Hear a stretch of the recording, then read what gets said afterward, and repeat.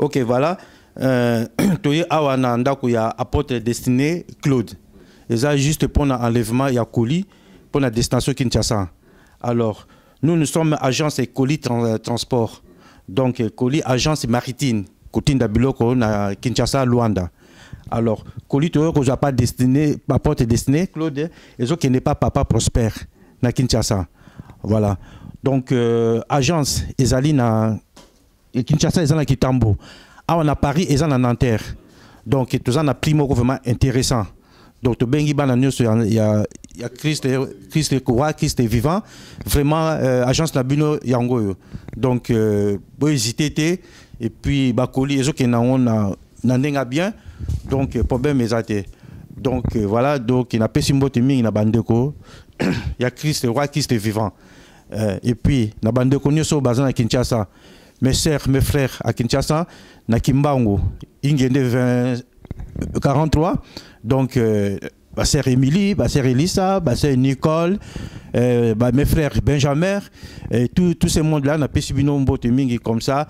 Et puis, on a Paris, on a péché Madame Yvonne, ma femme, maman passe en beauté.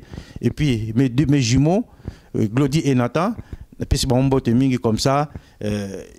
Bichot Sala Moussala. Et puis, sans oublier notre patron, agence colis transport, mais c'est André.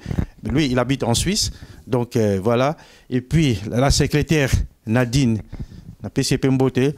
Comme ça, vous serez les bienvenus, l'agence colis transport. Merci.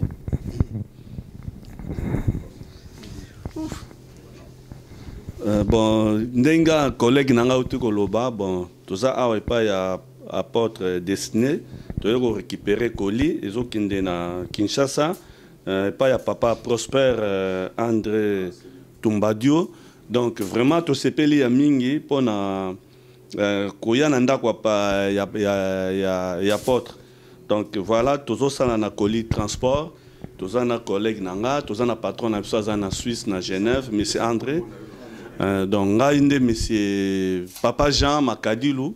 Donc, tous autres travaillent na papa Jean-Claude Bakadila. Donc, voilà. Donc, nous avons fait un mbote na mutunu stoye bingai na Kinshasa, Ope Bazali Awa.